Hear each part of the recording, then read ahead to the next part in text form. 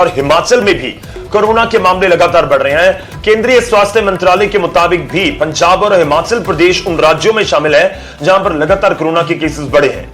और अगर बात करें हिमाचल की पिछले 24 घंटों की, तो आपको बता दें कि करीब 5000 नए केसेस रिपोर्ट किए गए हैं और यह आंकड़ा बढ़ता हुआ नजर आ रहा है। 4977 ये नए मामले रिपोर्ट किए गए हैं। पिछले 24 घंटों में 64 मरीजों की मौत भी हुई है। कोरोना के 3098 मरीज ठीक भी हुए हैं। एक्टिव केसेस की संख्या अब हिमाचल में 36,000 के पार पहुंच चुकी है। कोरोना से अब तक लगभग 2000 लोगों की मौत हो चुकी है। 1989 लोगों की मौत हिमाचल में हुई है कोरोना की वजह से।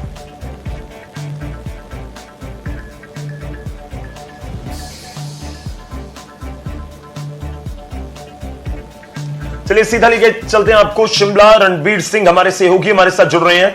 रणबीर, पूरा अपडेट बताइए हिमाचल प्रदेश का, क्योंकि केंद्रीय स्वास्थ्य मंत्रालय हिमाचल प्रदेश को उन राज्यों में खड़ा कर रहा है, उन राज्यों की सूची में रख रहा है जहां पर इस समय केसेस बढ़ रहे हैं। पूरे देश में जहां बहुत प्रकोप था कोरोना का, वहां केसेस कम हो रहे हैं, लेकिन पंजाब में, हिमाचल में मामले बढ़ते हुए नजर आ रहे हैं। बताइए इस समय कौन से जिले सबसे ज्यादा हिमाचल में प्रभावित है? देखिए गौरव, ये लगातार जो है हिमाचल में जो है चिंता का विषय बनता जा रहा है। जो डेथ एवरेज है, जो मृत्यु दर है और पॉजिटिविटी रेट जो है वो नेशनल एवरेज से कहीं ज़्यादा है। हर रोज़ संक्रमित होने वालों का आंकड़ा रिकॉर्ड तोड़ रहा है। पिछले कल जिस तरह से 4977 मामले सामने आए, तो ये अब तक के सारे रिकॉर्ड तोड़ता है। छोटे से हिमाचल में 64 लोगों की मौत होना, ये जो है परेशानी का विषय है। देखिए 2-3 जिलों को छोड़कर अगर हम लाहौल स्पीति, किन्नौर और कुल्लू को छोड़ दें, तो लाहौल स्पीति और किन्नौर में तो 500 से नीचे एक्टिव केस हैं, लेकिन कुल्लू में 915 केसेस हैं। लेकिन इनके अलावा अगर हम दूसरे जिलों की बात करें, कांगड़ा सबसे ज़्यादा परेशान करने वाला है। 10,000 से ज़्यादा एक्टिव केस जो हैं अकेले कांगड़ा जिले में है। पिछले कल भी करीब 1500 नए मामले जो हैं सामने आए हैं।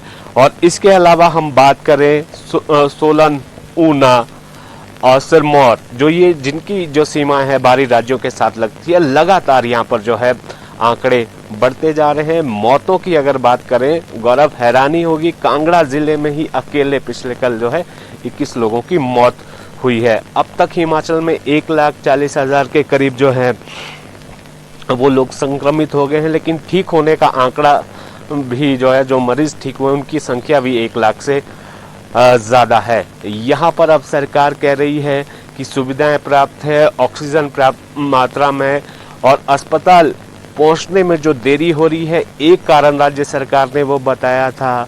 और दूसरा जो कोमोर्बिडिटीज़ की बात की जाती है, जिन्हें कोई और मरीजों को अन्य बीमारी होती है, उनकी जो है मौतें ज़्यादा हो रही है। लेकिन यहाँ पर बड़ी बात यह है कि सरकार पर सवाल विपक्ष की तरफ से भी उठाए जा रहे हैं। लगातार वीडियो सामने आ रहे हैं, खासकर जो होम आइसोलेशन में जो लोग रह रहे हैं उन तक सुविधाएं नहीं पहुंच रही है। हिमाचल में करीब 3700 बिस्तरों की क्षमता है, ये मुख्यमंत्री ने बताया। उनमें से आधे ही लोग जो हैं अस्पतालों में भर्ती है। ज़रा सोचिए, अगर आधे लोग अस्पतालों में भर्ती हैं और मृत्यु दर हमारी नेशनल एवरेज से ज़्यादा है, तो यहाँ पर सवाल लगातार उठने जो है यहाँ पर लाजमी है। अब सरकार ये कह रही है कि कॉन्टैक्ट ट्रेसिंग और टेस्टिंग, ये इस पर ज़्यादा फोकस किया जा रहा है। सोशल डिस्टेंसिंग की पालना के लिए राज्य में एक तरह से लॉकडाउन लगा है, बंदिशें लगी हुई हैं, लेकिन इसके बावजूद भी आंकड़ों का जो बढ़ना है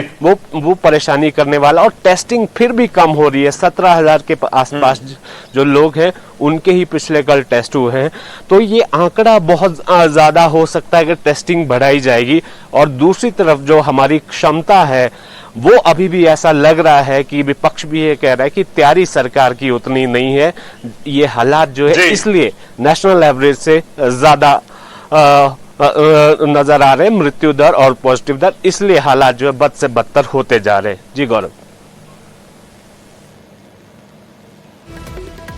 चलिए शुक्रिया रणवीर, धन्यवाद हमारे साथ जुड़ने के लिए। कहीं ना कहीं ये जो पूरे आंकड़े हैं हिमाचल वासियों को भी जागरूक, सावधान करने वाले तो लाजमी तौर पर है। जिस तरह से केसेस बढ़ रहे हैं, देश का आंकड़ा बेशक हमें लग रहा हो कि 4 लाख से कम होकर 3,30,000 तक पहुंच गया था, लेकिन यह सीधा इशारा भी कर रहा है कि अलग अलग राज्यों में अलग अलग तरीके से है। महाराष्ट्र में एक समय था जब 60,000 65,000 मामले सामने आ रहे थे, दिल्ली में केसेस ज्यादा थे, वो कम हुए हैं, लेकिन पंजाब और हिमाचल में ये वो दौर है जहां पर केसेस बढ़े हैं। तो हिमाचल वासियों को भी जरूर सावधान रहना होगा। जो 3 हथियार का हम लगातार जिक्र कर रहे हैं, फेस मास्क, सोशल डिस्टेंसिंग और वैक्सीन, उसकी तरफ पूरा फोकस करना होगा।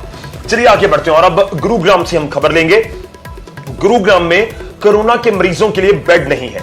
सीएम के आदेशों के बाद भी बेड की व्यवस्था नहीं की गई है और यह दावा हम नहीं, खुद बीजेपी के विधायक कर रहे हैं। हालांकि दावा तो यह भी है कि व्यवस्था सही तरीके से की जा रही है, लेकिन क्या हाल है, रिपोर्ट।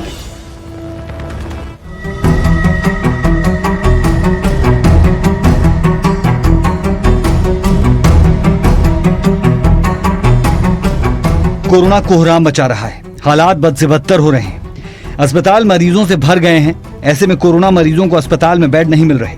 सबसे ज्यादा बुरा हाल तो उन मरीजों का है जो ऑक्सीजन पर है या फिर जिन्हें वेंटिलेटर की जरूरत है, क्योंकि अस्पताल तो मरीजों से पहले ही भरे पड़े हैं। ऐसे में परेशानी और ज्यादा बढ़ गई है। साइबर सिटी गुरुग्राम हरियाणा का सबसे ज्यादा प्रभावित जिला है, जहां रोजाना हजारों लोग कोरोना की चपेट में आ रहे हैं। ऐसे में सीएम मनोहर लाल ने खुद बीड़ा उठाया साइबर सिटी में कोरोना मॉनिटरिंग का और 26 अप्रैल को अधिकारियों को आदेश दिए कि 500 बेड्स की व्यवस्था की जाए। बावजूद इसके जमीनी हकीकत कुछ और ही है। हम जो है वो 300 बेड की व्यवस्था करने जा रहे हैं वो, और PSI हॉस्पिटल के अंदर भी हम व्यवस्था कर रहे हैं। इस तरीके से 500 बेड की व्यवस्था हमारी बहुत जल्दी ही शुरू हो जाएगी। विधायक जी बातें तो 800 से 900 बेड के अस्थायी अस्पताल की कर रहे हैं, लेकिन सवाल ये कि इतना मेडिकल स्टाफ कहां से आएगा। दावा तो अधिकारियों ने भी SGT यूनिवर्सिटी में 100 बेड, गवर्नमेंट कॉलेज में 80 बेड्स की व्यवस्था का किया, लेकिन इसके लिए प्लान किसी के पास नहीं। जो M3M का प्रोजेक्ट था, उन्होंने भी 150 बेड का सेटअप तैयार कर लिया, 100 का और वो तैयार कर रहे हैं, 100 का हीरो ग्रुप का और ये 100 का ये आने वाले 10 दिनों के अंदर अंदर एक्टिवेट हो जाने चाहिए। 450 से 450। सबसे बड़ी चुनौती ऑक्सीजन की सप्लाई की बनी हुई है, और अगर ऑक्सीजन की सप्लाई को सुचारू कर दिया गया तो वेंटिलेटर पर जाने वाले मरीजों के लिए व्यवस्था कैसे होगी। मतलब साफ है कि बिना प्लान के कोरोना महामारी से जंग नहीं जीती जा सकती।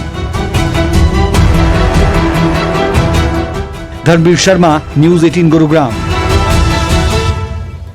तो व्यवस्था किस तरह से है ये आपके सामने है। चलिए आगे बढ़ते हैं और अब बात हमारी खास पेशकश संजीवनी की। कोरोना महामारी ने आपसी परस्परता की भावना को सुदृढ़ किया है और जिससे पूरा देश इस विपत्ति का एकजुट होकर मुकाबला कर रहा है। वैक्सीनेशन का दौर जारी है और इस बीच जरूरत है कि हम अपना भी अहम योगदान दें और इस मुहिम में नेटवर्क 18 हर कदम पर आपके साथ होगा। जब तक सभी सुरक्षित नहीं होते तब तक कोई सुरक्षित नहीं होगा। इस सोच पर आधारित कैंपेन संजीवनी का टारगेट ये सुनिश्चित करना है कि वैक्सीन पाना